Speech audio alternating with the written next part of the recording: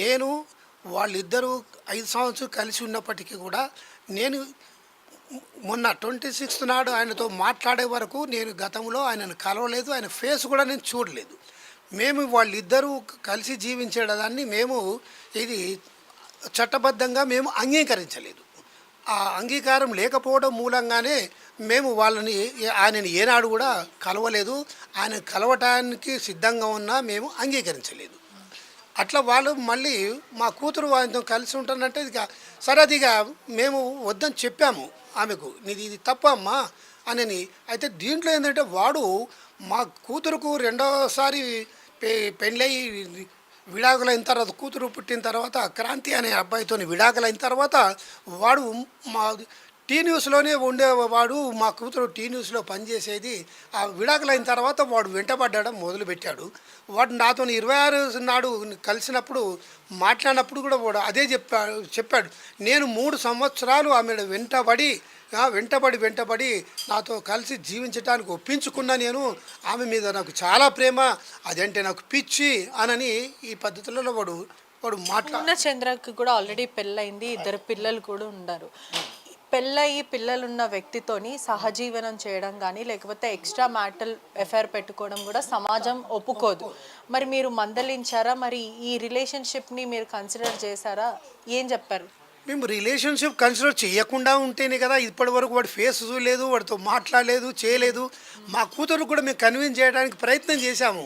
వద్దు బేటా, తప్పు, నువ్వు అట్లా ఒక ఆడపిల్ల జీవితంలోకి నువ్వు ఎంటర్ అవుతున్నావు. అది కాకుండా వాళ్ళు ప్రేమించి పెళ్లి చేసుకున్నారు వాడు భార్యతోని వాడు ప్రేమించి పెళ్లి చేసుకున్నాడు. వాడికి 2 కూతుర్లు, ఒక వేరే ఇద్దరు పిల్లలు. ఆ 2 పిల్లలు ఉండగా కూడా నువ్వు అట్లా తప్పు అని మా కూతురుకు మేము చెప్పాము.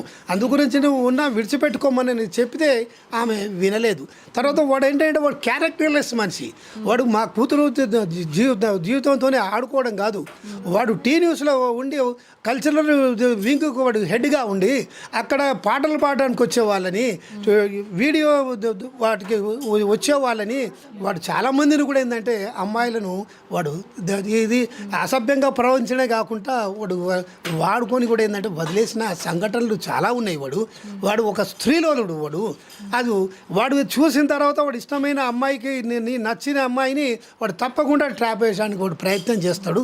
అది వాడు ఏంటంటే వాడికి డబ్బు ఉన్నదని వాడి గర్వము. వాడు డబ్బు సంతోష్ గారి దగ్గర అదే గ్రీన్ ఛాలెంజ్ ఇండియా దాంట్లో వాడు పనిచేస్తాడు. అక్కడ ఉండి ఏంటంటే వీళ్ళిద్దరికి కూడా ఎప్పటి నుంచి పరిచయం ఏర్పడింది? అదే కాకుండా 2009లో మేము కలుసుకున్నామని చెప్పాడు. 2 పెళ్ళిళ్ళైన విషయం నిజమేనా? నిజమే. స్వేచ్ఛ ఫస్ట్ ఒక అబ్బాయిని ప్రేమించింది. ఆ టైంలో మేము అప్పుడు డిగ్రీ చేసే సమయంలో ప్రేమించింది ఓ అబ్బాయిని. అది కూడా ఏంటంటే మేము తెలంగాణ ఉద్యమంలో మాది బుక్ షాప్ ఉన్నది, సాచరా బుక్ మార్క్ అని. ఆ ఉద్యమంలో లిటరేచర్ సప్లైలో మాది కీలక పాత్ర. ఆ సందర్భంలో మేము వేలాది క్యాసెట్లను, సీడీలను మేము రిలీజ్ చేశాము తెలంగాణకు సంబంధించినవి. అక్కడ స్టూడియోలో రికార్డింగ్కు పోయినప్పుడు ఆ స్టూడియో ఓనరు, ఆపరేటరు ఆయనతో ఈమెకు పరిచయం ఏర్పడి ఆమె పెళ్ళికి సిద్ధమైంది. అప్పుడు కూడా వద్దమ్మా అని చెప్పినాము. నువ్వు పీజీ చేసిన తర్వాత నువ్వు నీ కాళ్ళ మీద నువ్వు నిలబడ్డప్పుడు పెళ్లి చేసుకోమని చెప్తే ఆమె వినకుండా తర్వాత ఇంట్లో నుండి వెళ్ళిపోయి మ్యారేజ్ చేసుకున్నది. తర్వాత మేము దగ్గరికి తీసినాము.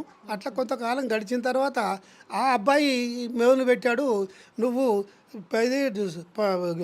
పంజాబీ డ్రెస్ వేయొద్దు, నువ్వు ప్యాంట్లు వేయొద్దు, నువ్వు చీర కట్టుకోవాలా, నువ్వు బొట్లు పెట్టుకోవాలా, ఇవన్నీ నగలన్నీ వేసుకోవాలా అట్లా అని ఫోర్స్ చేస్తే అవి నాకు నచ్చవు, నాకు అది అలవాట్లేదు అని అంటే వాళ్ళిద్దరి మధ్యన మళ్ళీ గొడవలయ్యి ఆయనతో విడాకులైపోయింది.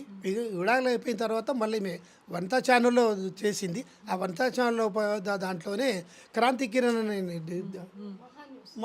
మహాన్యూస్లో చేసింది. క్రాంతి కిరణ్ అన్న అబ్బాయి అక్కడ పరిచయం అయ్యి అది పరిచయం అయిన తర్వాత ఆ పెళ్ళైన తర్వాత ఈ పాప పుట్టింది.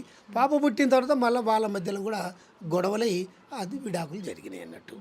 అంటే ఎక్కడ కూడా మీ ప్రేమ నొచ్చుకోలేకపోయింది స్వేచ్ఛ. చిన్నప్పుడే మీరు ఉద్యమంలో బిజీగా ఉన్నారు కాబట్టి ఈ క్రమంలో మీరు పిన్నికి ఇవ్వడం జరిగింది. కానీ ఎప్పుడు కూడా తరచుగా అదే మాట్లాడుతుండే, నా తల్లిదండ్రులు నన్ను ప్రేమగా చూసుకోలేకపోయాడని. మీకు ఆ గిల్ట్ ఉంటుందా ఎప్పుడైనా, నా పాపని నేను చూసుకోలేకపోయాను అని? మేము అంతగా అట్లా ఫీల్ కాము. ఎందు గురించి అంటే మేము ప్రజల కొరకు ప్రజా ఉద్యమంలో ఉన్నాం. మేము ప్రాణాలకు కూడా తెగిచ్చేసి మొత్తం మేము ఉద్యోగాలు ఏం చేయకుండా ఏం లేకుండా కేవలం ప్రజల కొరకు సేవ చేయాలనే ఉద్దేశంతోనే మేము ఎంఎల్ పార్టీలో పనిచేసాము. నేను 1972లో ఇంజనీరింగ్లో చేరాను. అక్కడ 72 ఏప్రిల్లో ఇది జార్జ్ రెడ్డిని మరణించాడు. ఏబీవీ గూండాలు జార్జ్ రెడ్డిని హత్య చేశారు. దాని తర్వాత 73 నుండి నేను మొత్తం లెఫ్ట్ దాంట్లోకి నేను వెళ్ళిపోయినా. లేదా నేను నా కూతురికి ప్రేమను పంచలేకపోయాను అని ఎప్పుడు అనిపించింది? ఉన్నప్పటికీ కూడా ఏంటంటే మా సొంత ఒక కూతురు బాధ కంటే మొత్తం సమాజం బాధ, కూతురు సమాజంలో భాగమే అని ఆ విధంగా భావించాము. మీతో మాట్లాడిందా? మిమ్మల్ని నేను చాలా మిస్ అయిపోయాను మాట్లాడింది. మేము కూడా ఏంటంటే అందరినీ అందించలేకపోయామనేది మాకు కూడా ఆ బాధ ఉంటుంది. కానీ ఈ బాధ కంటే మేము సమాజంలోకి బాగు చేయాలనే ఉద్యోగం ఒక ఉన్నతమైన ఆశయంతో ఉన్నాం కదా. ఉన్నతమైన ఆశయంలో ఇది చిన్న విషయంగానే కనబడుతుంటుంది. మనకు ఒక ఫ్యామిలీ సింగిల్ ఫ్యామిలీగా చూస్తే ఇది పెద్దగా అనిపిస్తుంది. మొత్తం ఓవరాల్ సమాజంగా చూసినప్పుడు ఇది చిన్న విషయంగానే అనిపిస్తుంది. చెప్పాము. అయితే మా కూతుర్ని 10th వరకు వాళ్ళు పెంచారు. 10th అయిపోయే వరకు 78లో నేను పార్టీలో ఏది నాయకత్వంతో విభేదం ఏర్పడి 1978లో ఏంటంటే నేను ఉద్యమంలో నుండి బయటకు వచ్చాను. అప్పుడు మా వైఫ్ నేను ఉద్యమంలో ఉంటే నీ ఇష్టమని నువ్వు ఉండమని చెప్పాను. నేను బయటకు వచ్చే సమయానికి మా కూతురుది 10th అయిపోయింది. ఇంటర్మీడియట్ నుండి మేమే తెచ్చిపెట్టుకున్నాం. మా దగ్గరే పెట్టుకొని ఆమెను గుంటూరులో వాసవి కాలేజీలో ఇంటర్మీడియట్ చేయించాము. అక్కడ ఇంటర్ అయిపోగానే మళ్ళీ డిగ్రీ నుండి మా దగ్గరే ఉన్నది. మొత్తం కోటి ఉమెన్స్ కాలేజీలో జాయిన్ అయింది, మా దగ్గరే ఉన్నది. ఏం చెప్తారంటే ఇక్కడ కూడా నేను వీళ్ళిద్దరిని చాలా మంచిగా చూసుకున్నాను. పాప స్కూలింగ్ కూడా నేనే చదివిపించాను. దాదాపు పాప మెచ్యూర్ ఫంక్షన్ అప్పుడు కూడా 5 లక్షల రూపాయల వరకు నేనే ఇచ్చాను. వీళ్ళ మంచి చెడులంతా కూడా నేనే చూశానంటూ, నేను ఎక్కడ కూడా తనని పెళ్లి చేసుకుంటాను, తను పెళ్లి చేసుకోమని అనింది కానీ నేను ఏమీ అనలేను అని అంటున్నాడు. అది అవాస్తవము. పాపను వాడు బాగా చూసుకోలేదు. తర్వాత ఏంటంటే పాపని దీంట్లో రాశాడు, నేను స్కూల్లో జాయిన్ చేశాను అని దీంట్లో రాసిండు. పాప ఫస్ట్ క్లాస్ నుండి ఇది ఉప్పల్ కేంద్రీయ విద్యాలయం 2లో చూస్తుంది. పాప 9 సంవత్సరాల క్రితం స్టడీలో 9 సంవత్సరాల క్రితమే మేము చేరిస్తే వాడితో పరిచయం ఏర్పడ్డది 5 సంవత్సరాలు కదా. వాడు ఎప్పుడు స్కూల్లో చేర్చాడు? అది అబద్ధం. వాడు స్కూల్లో చేర్చింది చెప్పడం అబద్ధము. ఫీజులు కూడా వాడు మొత్తం కట్టాడు, నేనే కట్టానని చెప్పడం కూడా అబద్ధము. నా కూతురే అవి కట్టేది చేసేది. దాంట్లో వాడు రాసిన దాంట్లో అన్ని అబద్ధాలే ఉన్నాయి. పోలీసులు కూడా పోక్సో కేసు నమోదు చేశాడు. నిన్నొచ్చి స్వయంగా అతనే పోలీసులకి చిన్నప్పటి నుంచి తనకున్న ఆ బ్యాగేజ్ ట్రామానే కానీ నేను ఎక్కడ కూడా తను చనిపోవడానికి నేను కారణం కాదు అంటూ కూడా పదే అదే చెప్తున్నాడు. దాని గురించి ఏమంటారు? ఆమె చనిపోవడానికి వాడే ప్రధాన కారకుడు. ఎందుకంటే దాంట్లో వాడు రెండోసారి విడాకులు కాగానే 3 సంవత్సరాలు నేను వెంటపడ్డాన్ని స్వయంగా నాతోనే చెప్పాడు. వాడు వెంటపడి నేను ఆమెను ఒప్పించుకున్నా కలిసి జీవించటానికే నేను వాడు చెప్పాడు.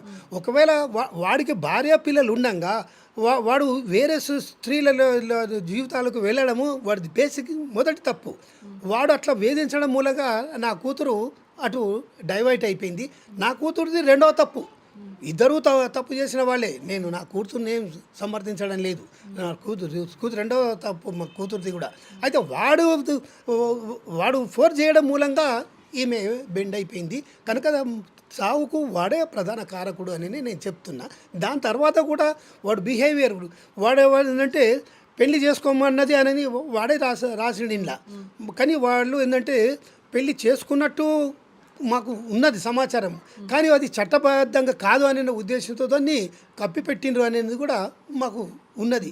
కానీ వాళ్ళు వెంట పెళ్ళికి వెళ్ళిన వాళ్ళు కూడా మా కూతురు స్నేహితురాళ్ళు ఉన్నారు కానీ వాళ్ళు ఎక్స్పోజ్ చేయడం లేదనేది ఇప్పుడు అర్థమవుతుంది అన్నట్టు. వాడు చనిపోక ముందు కూడా చివరిగా ఏం చెప్పింది అంటే ఈ గొడవ గురించి చెప్పింది, ఆ తర్వాత ఇంకేమైనా చెప్పింది? లేలే, నాకు చివరిగా ఆమె చెప్పింది ఏంటంటే ఆ 26th నాడే, అంతకుముందు ఇప్పుడు ఒక కొన్ని నెలల నుండి ఇది చాలా క్లోజ్గానే ఉంటుంది. మేము అది ఒప్పుకోకపోవడం మూలంగా ఒక కొన్ని నెలలు మాతో మాట పనిచేసింది. ఏ తల్లైనా సరే ఇప్పుడు అంత డిసిజన్ తీసుకునేటప్పుడు తను ఒక రచయిత కూడా, పోయెట్, తన చిరునవ్వు గురించి, బిడ్డ చిరునవ్వు నుంచి ఎంతో గొప్పగా రాసింది. అటువంటిది బిడ్డ ఒక్కసారైనా తనకి ఆ మాత్రం ఆలోచించలేకపోయిందా, కళ్ళ ముందు కనిపించలేకపోయిందా? ఎందుకు ఆ తల్లి అంత నిర్ణయం తీసుకోవాల్సి వచ్చింది? ఆ తల్లి నిర్ణయం తీసుకోవడానికి నేను ప్రధాన కారకుడు వీడే. ఆమెను చాలా మోటివేట్ చేసి నేను నిన్ను అన్ని విధాలుగా చూసుకుంటా, చేసుకుంటా, నేను మా కుటుంబం వాళ్ళని ఒప్పించుకుంటా, నేను భార్యగానే ఉంచుకుంటా అని అవన్నీ ఆవిడ అబద్ధాలు చెప్పి ఆమెను లొంగ తీసుకున్నాడు. తర్వాత ప్రాక్టీస్లో వాడు ఈ 5 సంవత్సరాలు కూడా వాడు ఆమెను భార్యగా చేయలేదు. బయట ఏంటంటే వాడుకునే వ్యక్తిలాగానే వాడు అది చూసుకుంటూ